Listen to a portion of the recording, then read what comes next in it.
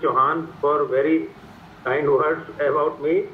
Uh, Today, I think it goes to Dr. Chauhan's credit that he is doing regularly, weekly CME for last more than I think around 13 years, 13, 14 years, and for last 1.5 years he is in webinar form. And before that it was regular CME over. It's going to his credit. Nobody else could have done that. So now we come to today's webinar, and today's webinar is the topic is gut dysbiosis and role of probiotics, and our speaker is Dr. Kapil Sharma. Dr. Kapil Sharma, after doing his DM in gastroenterology, he joined ILBS, Institute of Liver and Biliary Science, as faculty. He was there as assistant professor. Now he has joined Batra Hospital as senior consultant in the Department of Gastroenterology. His special interests are advanced endoscopy, endoscopic procedures like endoscopic ultrasound, therapeutic endoscopy. But today he will speak on gut dysbiosis and role of probiotics. After that, if time permits, I will request him to show some of his work on endoscopic ultrasound. So over to Dr. Kapil Sharma. Thank you, sir. Thank you, S.K. Poddar, sir. First of all, I would extend my sincere thanks to Torrent Pharma, Poddar sir, Chauhan sir, for giving me this opportunity. I am grateful to them. They allow me to present my work and CME on dysbiosis. This is second time I am presenting my CME on in the Physician Forum of India. Today I will speak about the dysbiosis and role of probiotic in GI health and COVID. What is the gut microbiome? You can see our gut has more than trillions of bacteria, more than the cell which we have. Is greater than 500 different species and the unnumerous microorganisms. Once we go down from esophagus to large intestine, our density of these microorganisms increase. Particularly and even though diversity also is different. In the stomach particularly there is a lactobacilli. Once we go down, the streptococci increase, and further once we go down into the large intestine, here is the numerous bacteroids and bifidobacterium. Here you can see the density has been increased to a significant extent.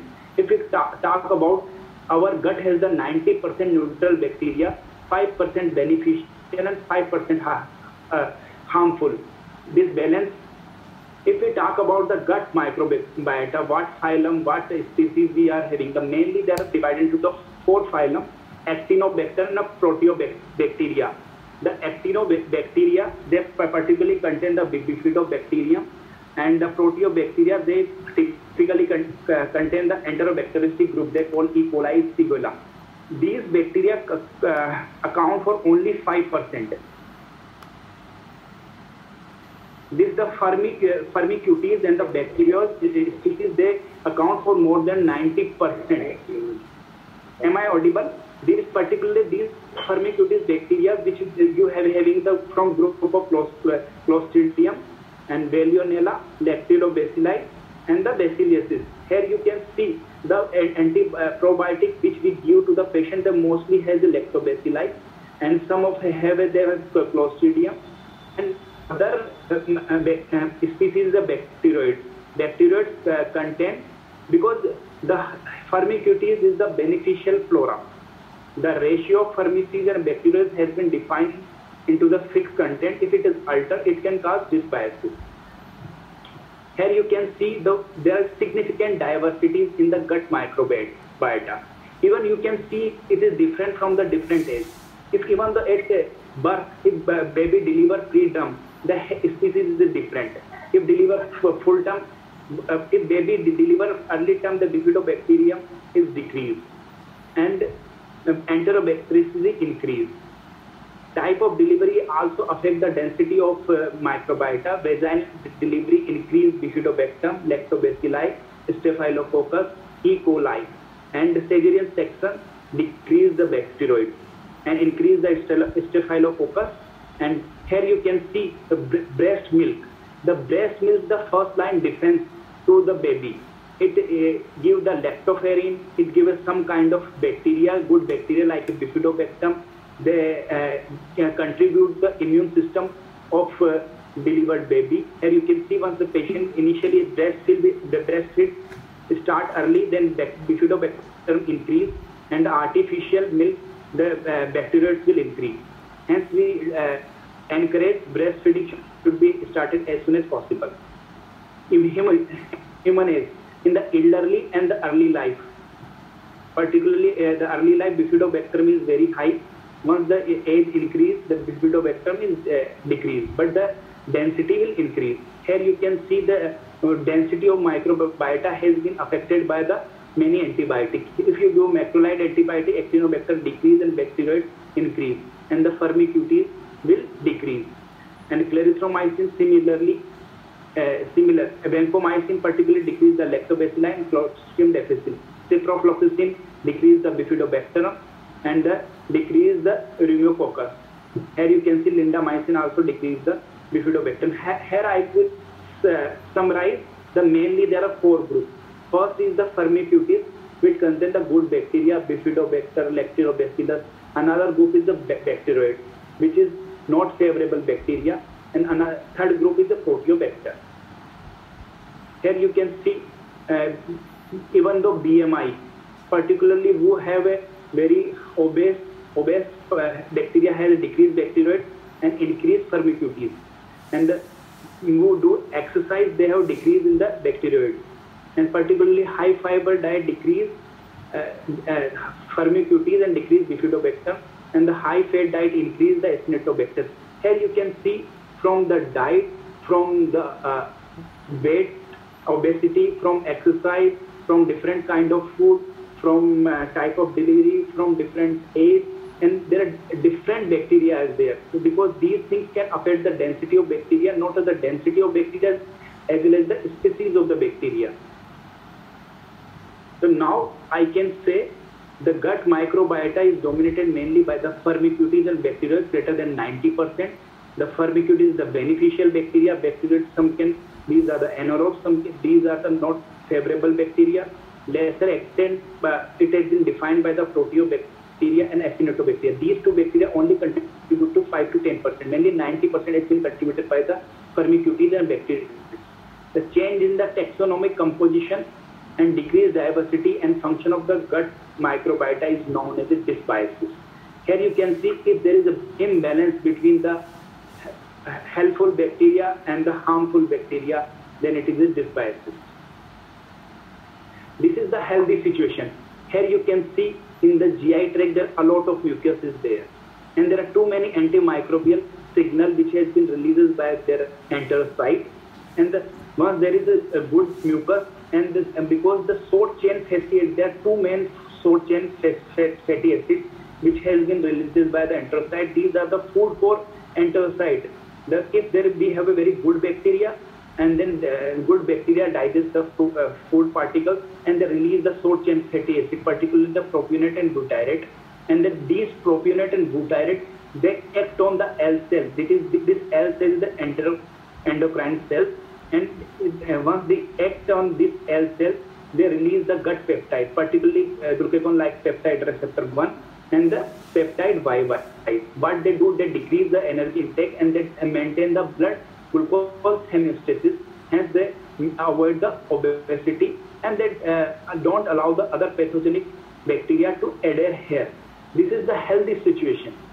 Once there are the metabolic disorder, you can see the mucus layer has been decreases because there are not good beneficial bacteria, nor the good bacteria. This short chain fatty acid, which is the food for the colonocyte, has been not being released. Hence, this is not able to bind the L cells.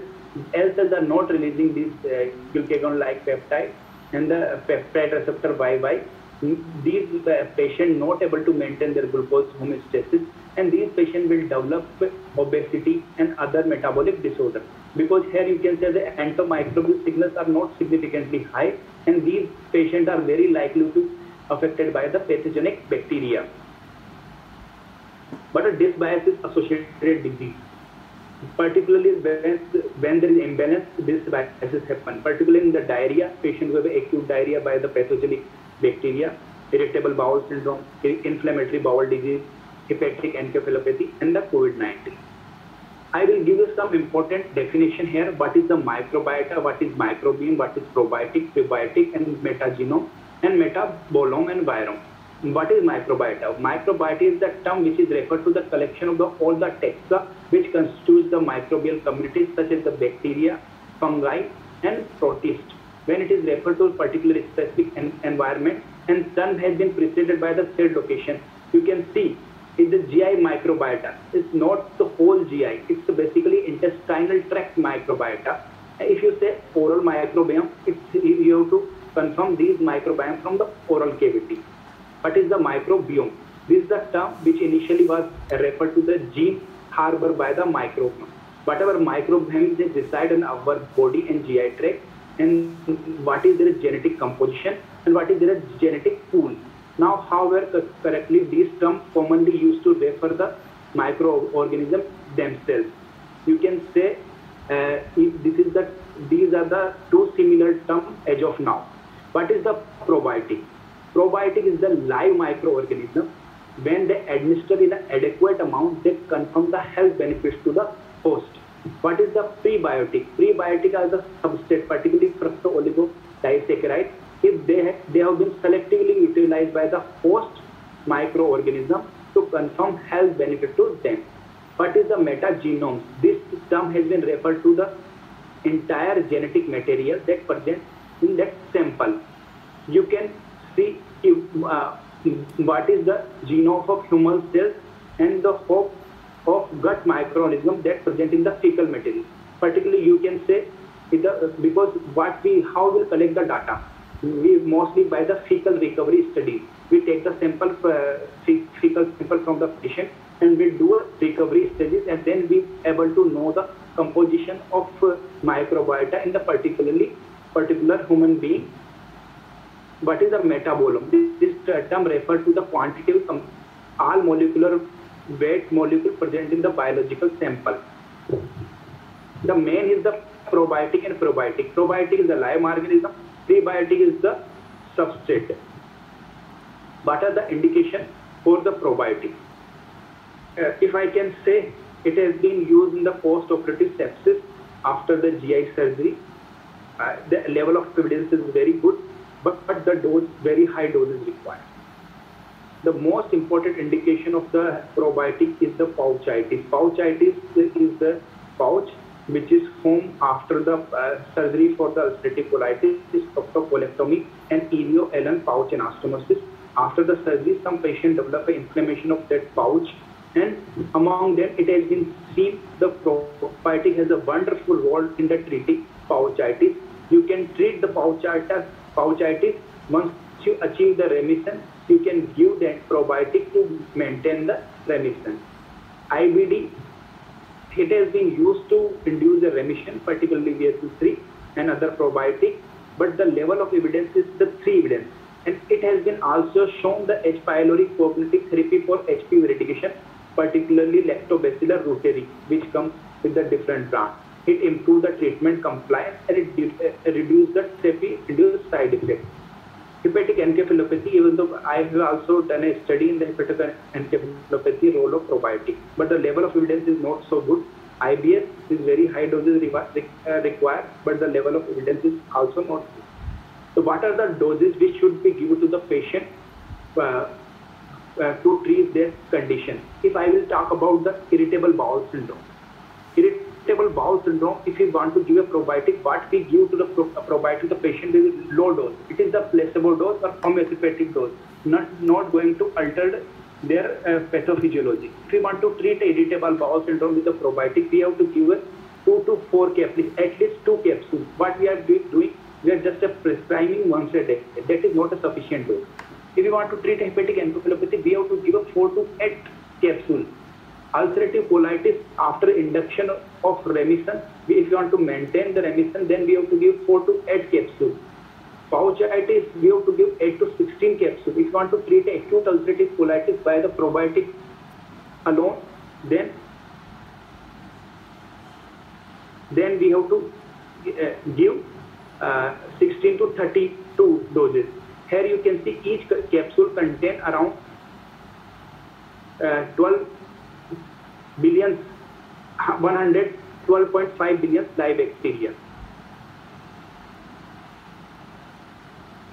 The role of probiotic in the COVID-19 patient. Here you can see Chinese study has been confirmed that there is decrease in the bifidobacter and lactobacillus in the patient infected by the COVID-19. The proportion of patient COVID-19 who suffer antibiotic, they have a high chances of antibiotic-associated diarrhea and could reach up to the 36%.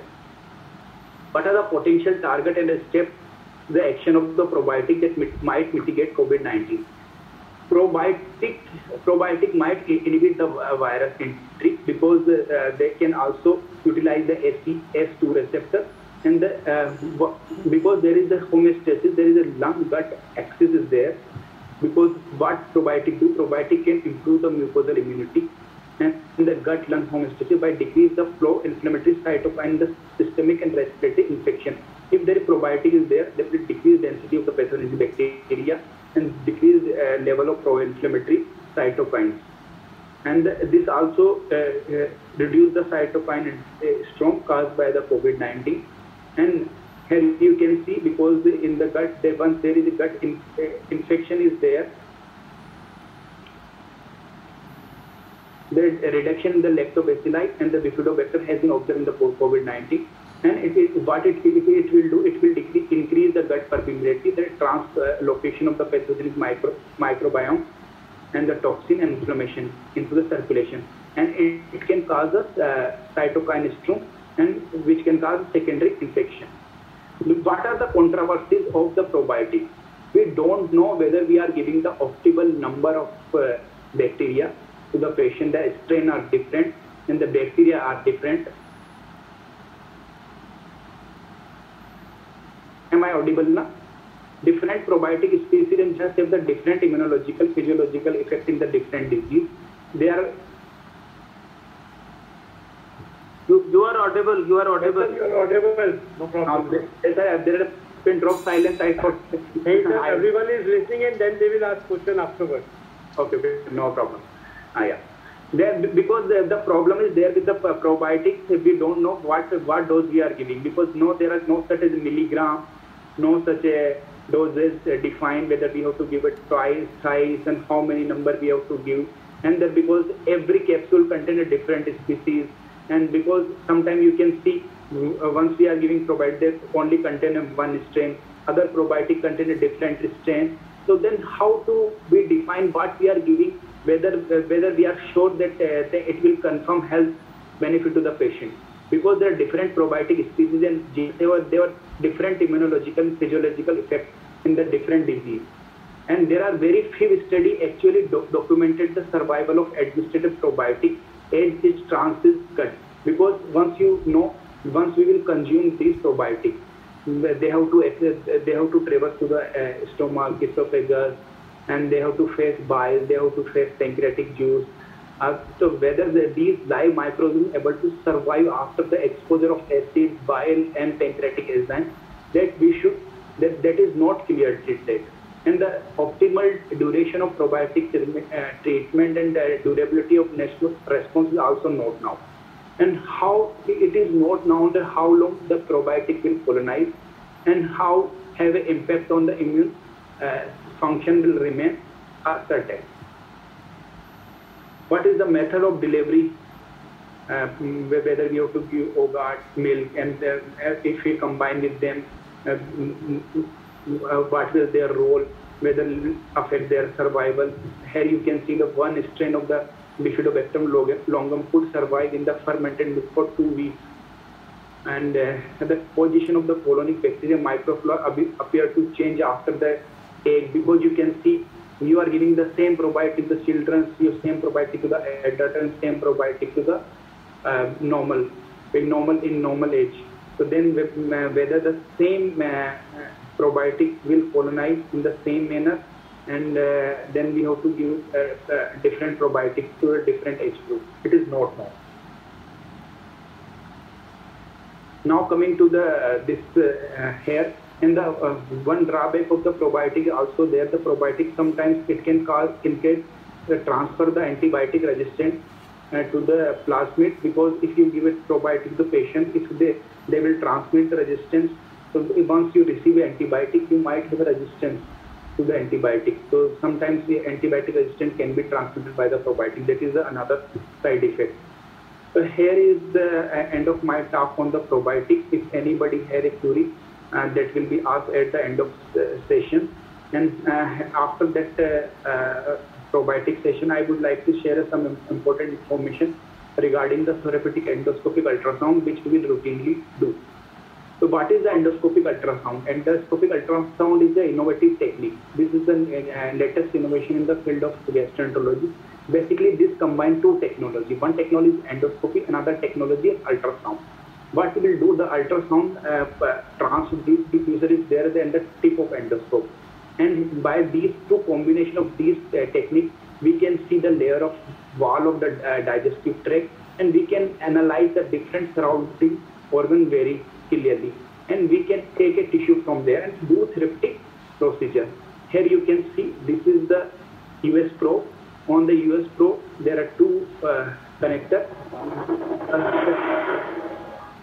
Two processor. One processor is the ultrasonic processor, another is the endoscopic processor. These two processors attached to this US endoscope by two umbilical cords. So we can do endoscopy as ultrasound by the same machine. So there are two types of probe. One is the radial endoscopic ultrasound, another is the linear endoscopic ultrasound. The radial endoscopic ultrasound only has a diagnostic role, particularly in the staging and detection of the early cancer, and sometimes the subepithelial lesion of GI tract. And the linear endoscopic ultrasound, it has been very helpful for diagnosis very benign pathology. The advantage of the linear US, you can simultaneously take a tissue from any pathology which you see. And this linear US has an advantage of you can do a therapeutic work by linear US. Particularly, you can drain any intra-abdominal collection like a pancreatic abscess, pseudocystopancreas. You can access the bile duct and pancreatic duct if ERCP fails, and you can do some kind of vascular intervention by these linear US. I would like to share some important cases of the diagnostic US.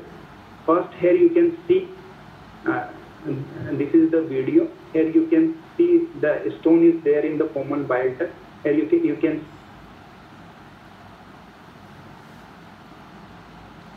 see this video अच्छी तरह से दिख नहीं रहा है. Okay, it's not running.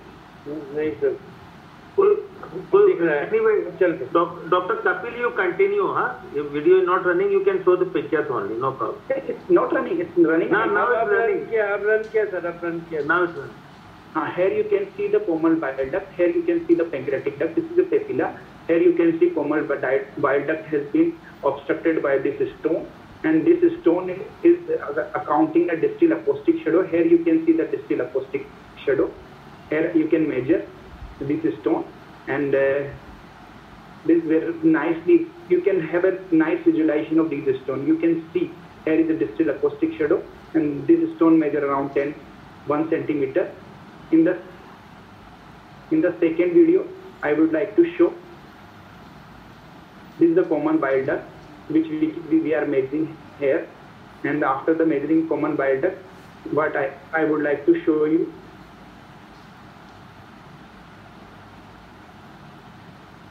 Here is the tumor. You can see here is the tumor, and this is the bile duct which has been compressed by the tumor. Here you can see this bile duct has been compressed by the tumor, but this tumor has been extended to the pancreatic duct. How nicely you can see this is the tumor, and at the ampulla, and here this is the common bile duct, which are the dilatation of the common bile duct, and this common bile duct has been compressed by this tumor, and this tumor extended into the pancreatic duct.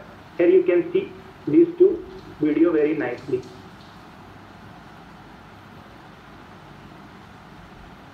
Now coming to the USFNS.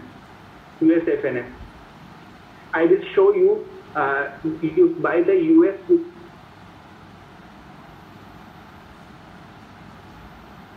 previously thoracotomy and nothing was required.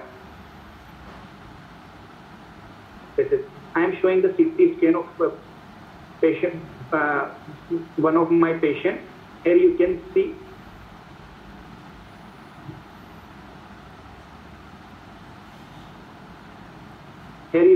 the, this is the subcarina. Here is a huge lymph node is there.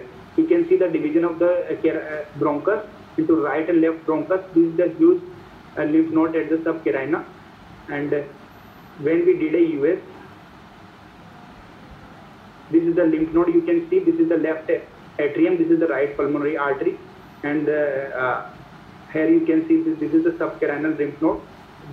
This is the inferior pulmonary vein. This is the superior pulmonary vein. You can see this lymph node is hypoechoic and contain a multiple septa. This is the right upper bronchus. So you can access, you can see right pulmonary, right inferior pulmonary vein, right superior pulmonary vein. This is the large lymph node in the subcarina. These lymph node can easily accessed by the endoscopic ultrasound. This is the one important case which I have done in 3 days back, Mathura. Here is this is the professor from the JLA University, which having the dyspepsia and has been visiting too many gastroenterologists and given the PPI and too many endoscopy has been done. But I have observed this patient also reported me significant weight loss. That instead of getting endoscopy, I have done a CT scan. CT scan showing the extrinsic mass which is arising from the G junction. I did an endoscopic ultrasound. Here you can see the hypoechoic mass, and I sample this mass. And here you can see the histopathology. You are seeing the rounded cells with the nuclear polymorphism, and this turned out to be a neuroendocrine tumor, and the patient was referred for oncology. Now, here you can see this is the cystic lesion with the heteroechoic cystic lesion. This is the hypoechoic and hypoechoic area. And when I did a USFNA, this turned out to be gastrointestinal stromal tumor. You can see this, the cells with the nuclear polymorphism arranged in the sheet, and the nuclear polymorphism has been significantly increased. This turned out to be gastrointestinal stromal tumor. Here you can see this is the CT scan. Here you are not able to see any lesion. The pancreas is absolutely normal. When I did an endoscopic ultrasound, there is hypoechoic lesion seen in the body of pancreas. When I did a US and FNA, and this turned out to be a solid papillary tumor. Here you can see you can make a different diagnosis by the US. If I will tell you frankly that the interesting case which I have seen in the last 2 and 3 years, they have all come through the US door. And now coming to the US guided intervention, by the US you can do different kind of intervention. You can do a bilirubin-pancreatic access once the ERCP fails. You can do some kind of oncological intervention. You can implant fiducial. You can inject some kind of chemotherapeutic agent to the tumor. And you can do a drainage procedure, like you can drain pelvic abscess, you can drain a pseudocyst of pancreas. You can do a vascular intervention, like you can put a coil into the gastric varices. You can close a pseudoanus aneurysm by coil and glue. Now coming to the first important procedure, that is the US guided biliary drainage.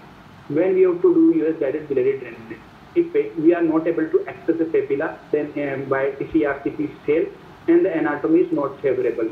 Anatomy is not favorable. Patients who are having the gastric outlet obstruction, patients who have a previous surgery and previously failed ERCP, and patients who have been placed a PTBD, a patient want to internalize it, then you can use endoscopic ultrasound. And previously biliary drainage has been done, but which is not draining bile very well, and previously placed stent has been occluded. There are different routes of doing a biliary drainage procedure. First, because you can see the left lobe liver is very close to the stomach. Hereby you can place your US probe into the near to the G junction, and you can puncture this left hepatic duct. And this is called a US guided hepatogastrostomy. And then either you can place a stent from liver into the stomach, then it's called a US guided hepatogastrostomy. If you place a wire across the papilla, and you can do an enterograde stenting, and this will be a transpapillary drainage.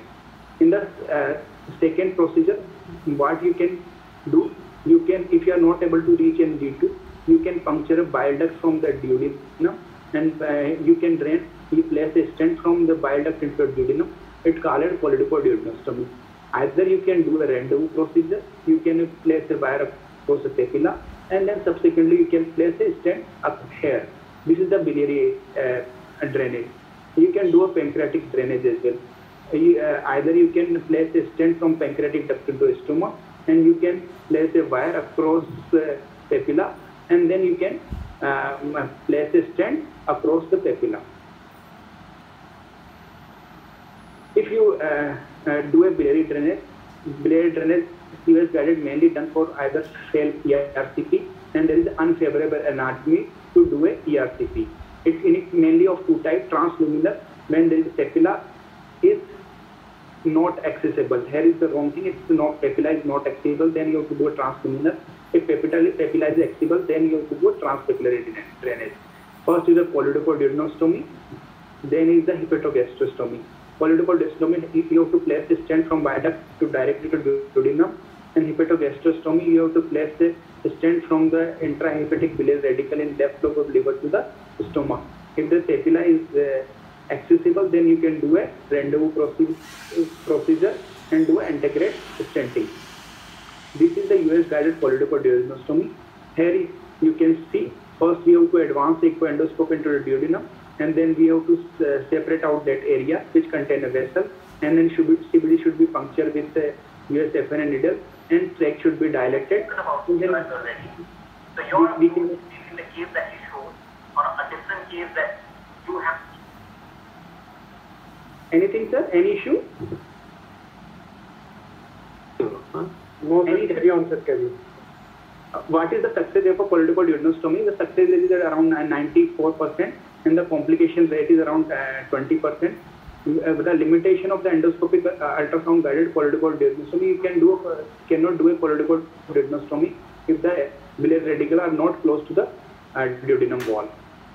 This is the one of my patients. Here you can see the hugely dilated bile duct, and because the ERCP was failed, you can see the US FNA needle. First I puncture this bile duct by the US FNA needle, and then I wire it deep into the intrabiliary radical, and then I place the stent. Here you can see this stent has been draining bile very well. Opposite to the previous patient, the bile duct was not significantly dilated, where there is a duodenal obstruction. Here you can see the needle inside a bile duct, and then we place a stent directly from the bile duct to the duodenum bulb. This stent is releasing the bile very well. This is just one patient that I recently did around 2 weeks ago, and here you can see this stent is there in the duodenal bulb, not across the papilla. Here you can see I have punctured the bile duct, and these are the nicely visualized the intrahepatic biliary radical. Now coming to the US guided hepatogastrostomy. Regarding the US guided, we have to do from around G junction. First, you have to identify the left lobe of liver and dilated radical, then that should be punctured. And here you can see the step is there. First, you have to identify this dilated radical. First, it should be punctured by the needle. Then we have to confirm by aspirating bile. Then we have to place a guide wire deeply into the biliary tract. Then we have to dilate a tract by a cystotome dilator, and then we can place a stent. This is one of my patients that I did around 1 week before. Here you can see the wire has been placed from the stomach into the duodenum. I am in the stomach. Here you can see the contrast is reaching into the duodenum. This is the one of my patients. His stricture has been noticed here. I have punctured this biliary radical from the stomach, and then place a wire. And here you can see that the contrast filling into the duodenum, and then I place a stent. This stent is there in the stomach wall, and you can see the significant amount of bile releasing directly to the stomach. This is another case of, here you can see the stomach. These are ruggies of a stomach. This is the stent placed directly in liver, intrahepatic biliary radical of the liver into the stomach. And this is another plastic stent which has been used to place this to anchor this stent. This is another stent which has been placed into the stomach directly draining the intrabiliary hepatic radicals. Now, if I want to conclude the US guided biliary drainage, because there are different approach, and the US BD, if we are able to, if you want to do hepatogastrostomy, then we have to do from GE junction. If you want to do choroidical that should be done from the duodenal pulse. And first we have to see all the imaging of the patient, CT, MRI, and we have to discuss the pros and cons of these procedures to the patient. Then we have to perform these procedures. This US guided biliary drainage is equally effective and safer than the PTBD, and it's a viable option if the ERCP fail. And it has been shown that USBD should be the first line of treatment with the malignant biliary obstruction if there is the preserved left to right hepatic duct communication. This is the one procedure that I did. Here you can see the dilated gallbladder, and he has too many adhesions. And this I have drained this gallbladder directly into the stomach. This is a patient who had a cholecystitis with the malignant biliary obstruction, because the patient has a significant malignant advanced disease, cannot go for surgery, and the patient was morbid. That's why we did a US guided procedure. And regarding to the day in and out, we see the patient of CA pancreas. Dr. Kapil, you have to finish for question. If you want question answer, you finish within 2-3 minutes, huh? Okay, I will finish. Now coming to the US guided vascular intervention. This is the one of my recent paper that I have published. Here you can see this has been published in the reputed Journal of Digestive Endoscopy, US guided angiotherapy of gastric varices. This is the first paper from North India on the US guided angiotherapy of gastric varices. As in this paper, what we did here, you can see the large gastric varices which are bleeding. After coiling, you can see the obliterated gastric varices. You can see these varices, and this has been coil has been placed, and after the coiling and glue, the varices has been obliterated. This is the 12 patient we have taken. I will show you the video of one of my patients that I did a US guided coiling. Here you can see the US FNA needles. This is the large gastric varices. I have punctured this. Here you can see I have punctured this gastric varices by the US FNA needle. And now you can see this coil has been placed into the gastric varices. After coiling, you can see these gastric varices completely obliterated. Believe me, these require only single session. If you do a gluing, there are too many sessions. Patient have an interval bleed. If you do a US guided coiling, these patients only require one session, maximum 2 sessions. After one session, there is complete obliteration of the gastric varices. If you do have a large gastric varices patient, the best treatment available is the coiling. Here you can see you can drain a large pseudocyst of pancreas by the US guided. Here you can see the plastic stent has been placed directly in the stomach. If there is too many necrotic debris, you can drain by the metal stent as well. And after all this procedure, I end my talk, and I am thankful all of you for giving me opportunity to present these data, and I am happy to answer any queries if anybody has. Thank you, Dr. Kapil. I think it was a wonderful presentation on what you have shown, your work on therapeutic endoscopic ultrasound or drainage of obstructed duct and others also. So thank you so much. And you also told us about the dysbiosis and role of probiotics. Particularly, we didn't know that how different modes of delivery, with normal delivery and cesarean, it alters the gut microbiota. You also told us the role of diet in maintaining different gut microbiota. So I will ask our audience to first ask the questions, then I will ask some questions later. So it's open for all the delegates to ask the questions. Dr. Poddar sir, can I ask a question? Yes. All right. I think it was a very, very important topic covered by Dr. Kapil. and beautifully explained in various conditions by him. Of course, he showed his class by showing some of his outstanding work and of endoscopic ultrasound and other skilled procedures which he's been doing. But let's come back to the topic. Yes, sir. Sir, Dr. Kapil, we always say that nature is the biggest healer. Yes, sir. Now, when we come to the gut flora, why is it that in diseased conditions, when the pathogenic bacteria seems to overtake the healthy bacteria, if we were not to give any probiotic or anything else, in the long term, do you think the body would heal itself? The gut would repair itself? Because there was a time initially before the probiotics came into picture and before the pharma invaded our thought, that everything was being managed with curd and milk. Sir, your comment on that?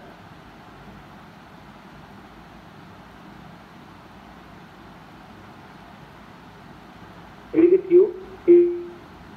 If there is anything, a disease, because the gut might like acute infective colitis and other things, but the recovery takes time. If you fasten the recovery, then we have to give a probiotic. Probiotic, what will do probiotic? If you give a probiotic to patient who are having that diarrhea, particularly antibiotic associated diarrhea, recovery becomes faster. Because the body takes time to grow their own bacteria, and because the bacteria which body will grow, they depend on the food. After disease, when they are able to resume the diet, particularly particular food will increase their particular bacteria. Am I audible, sir? You are not audible in between. Anyway. Okay. But the probiotic fasten the recovery in the any disease status. If you want to give in diarrhea, if your diarrhea, a patient take a recovery in 4 to 5 days, then recovery will happen around 2 to 3 days, because the pathogenic bacteria and probiotic, they will occupy the same receptor. The density, it depends on the density. If the probiotic outnumber the pathogenic bacteria, and then the recovery will be fast. Okay. Sir, I want to ask you a very specific and pointed question on acute non-specific diarrheas, not antibiotic induced. So you mentioned about antibiotic induced diarrheas, and you gave a very detailed list of what antibiotic would kill which type of bacteria. I am talking of non-specific, acute non-specific diarrhea. There was a time when we were giving anti-motility agents, anti-emetic, ORS, and so many local antibiotics. In fact, I remember my internship in 1984 when we were giving a combination of chloromycin and streptomycin, an antibiotic called chlorostrep. It is, of course, no longer available now. What is the treatment for acute non-specific diarrhea these days? Your comment on that? Acute non-specific diarrhea only require good hydration, and if you want to give them diarrhea, then do give them anti-secretory drugs, and antibiotics should be only given when there is patient have a dysentery, like patient complain of blood and mucus stool, then antibiotics should be given, because they are particularly caused by the enterotoxic E. coli and the Shigella species, and that's why all the patients with the acute diarrhea should not be prescribed antibiotics, because the body will recover with the acute infective diarrhea within 2-3 days. We have to maintain the good hydration. We have to collect the electrolyte imbalance which has been caused by the diarrhea, nothing else. Particularly patients who are having the cholera, if you confirm by the stool hanging drop, then you have to give a doxycycline. Okay.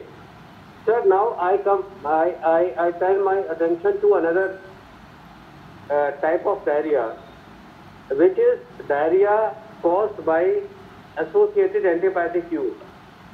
As you said, at times we have to use injectable antibiotics in hospital settings, and now we have third generation imipenem, meropenem, etc., etc. And there is a lot of diarrhea associated with these antibiotics. How long do you use a probiotic in such condition, and in what dose?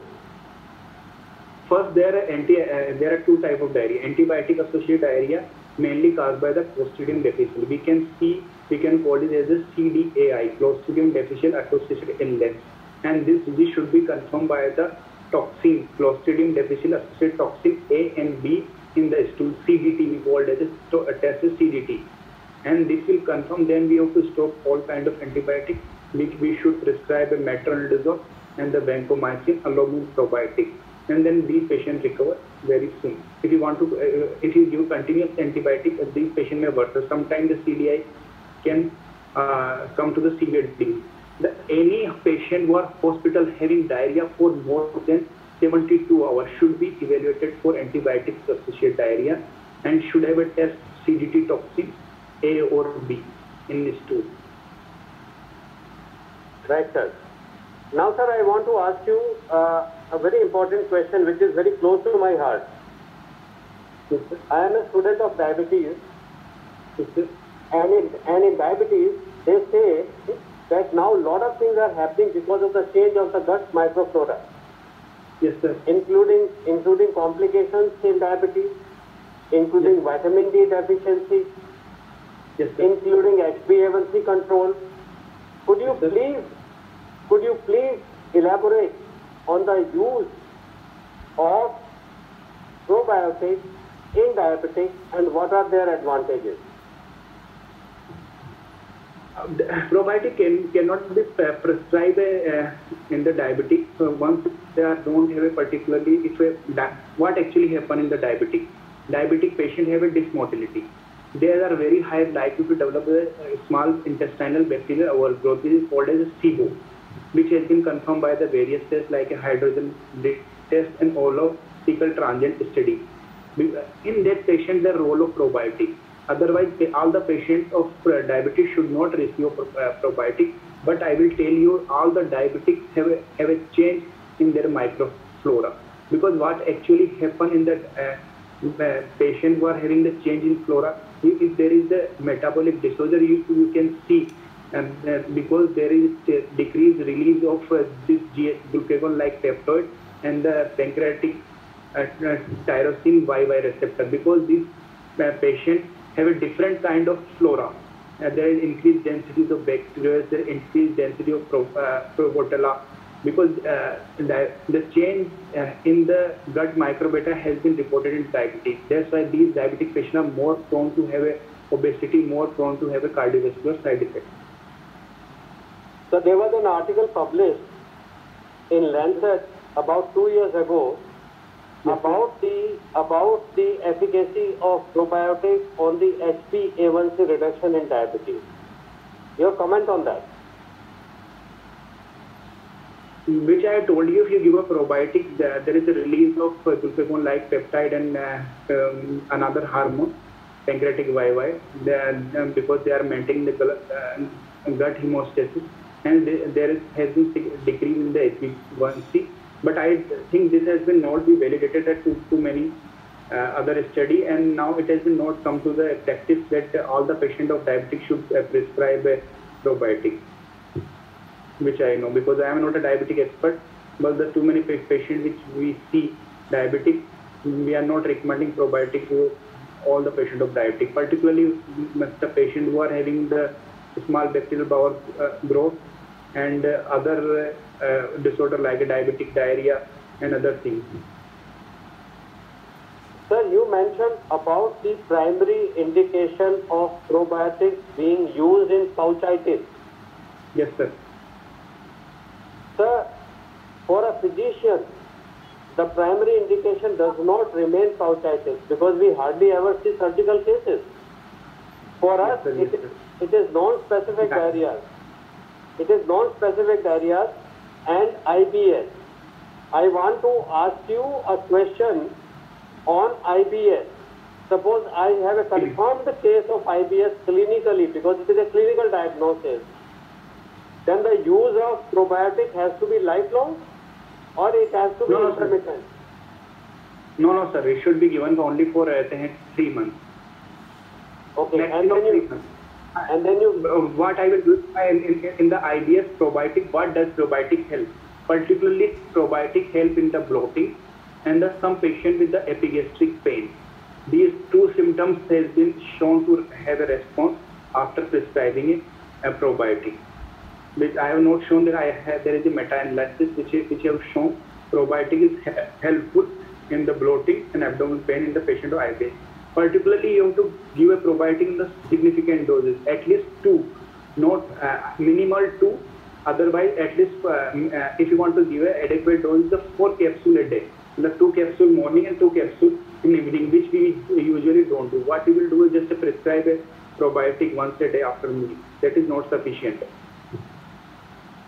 Sir, I want to thank you for an elaborate talk, for a wonderful talk, and for bringing home the point that it is not only the use of probiotic, but the use of probiotic in the correct dose that will work. Yes, sir.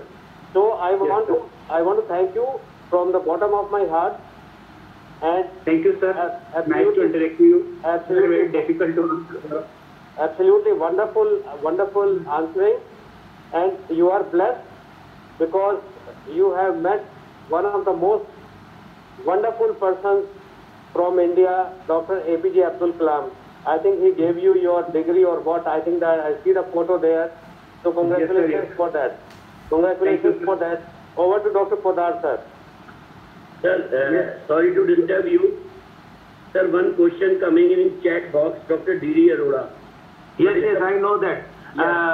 Please. When you just wait, when he has asked when probiotic should be given and should it be given with any specific food? What should be the timing? I think he wanted to know whether it should be given before meal or after It meal. should be given after meal. After meal, and any particular food you will say, or any after any meal.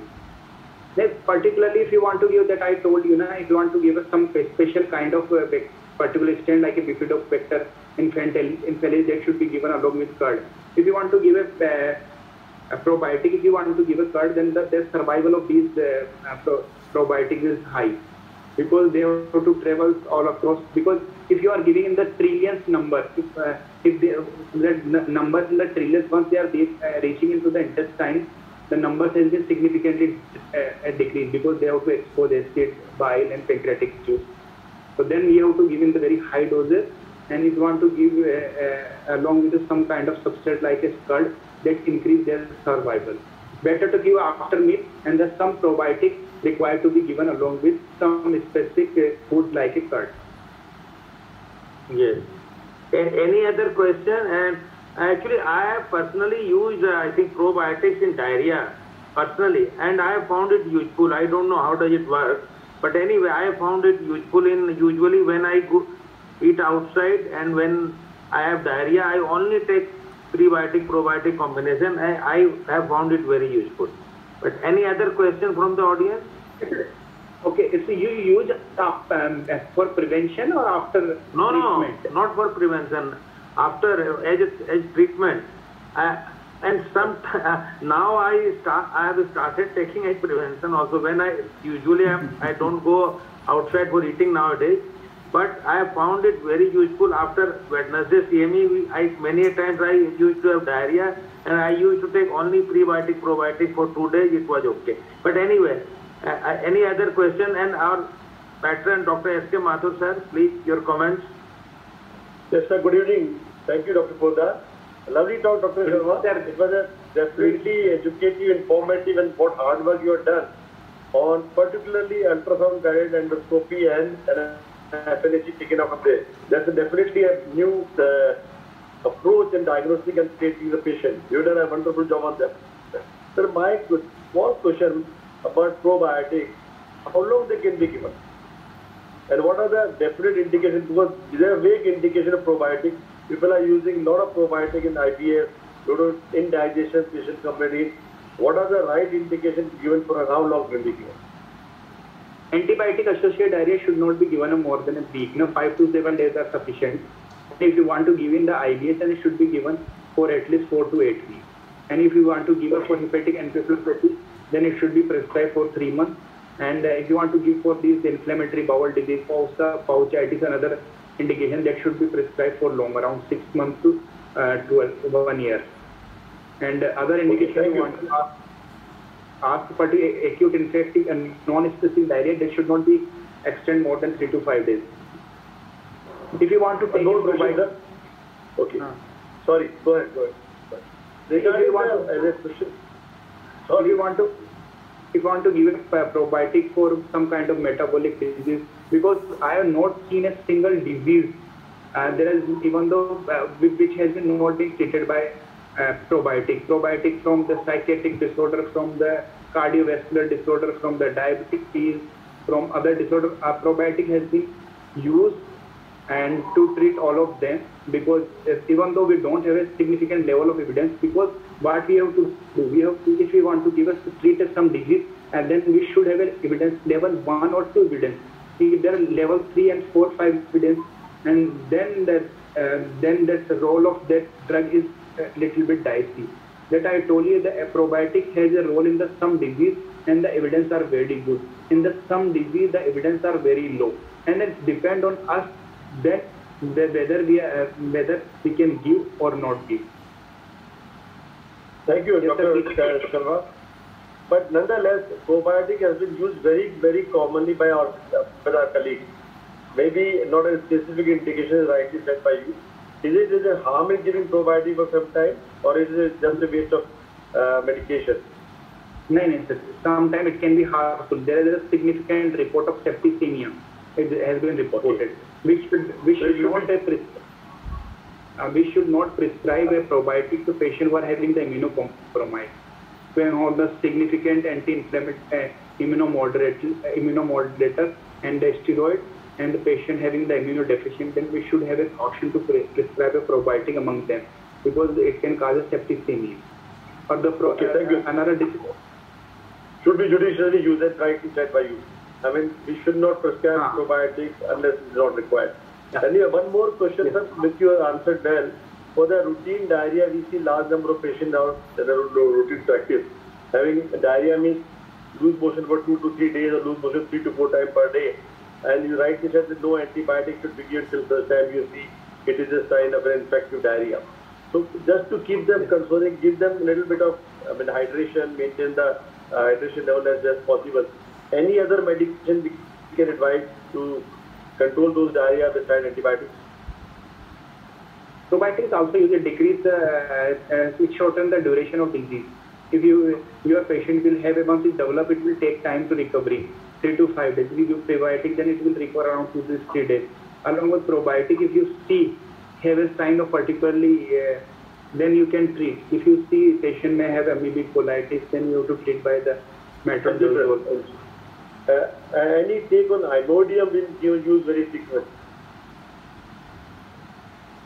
Imodium is a very effective drug, sir. To be very frank, if anything not work, then Imodium works. But we should have a cautious to prescribe Imodium. But it should not be prescribed who are having definite evidence of acute infective colitis.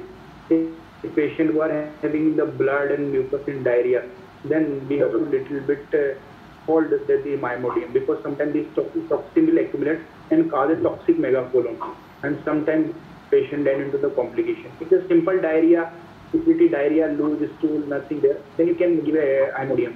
Even though I have given Imodium around 8 capsules in a day, if patient was not controlled, VIP patient, then if you want to have a response, immediate response, then the Imodium will work very well.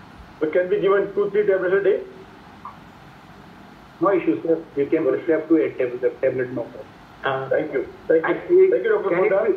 Thank you, Can Imodium be given after every 2 to 3 loose motions in simple diarrhea? After every 2 to 3 loose motions?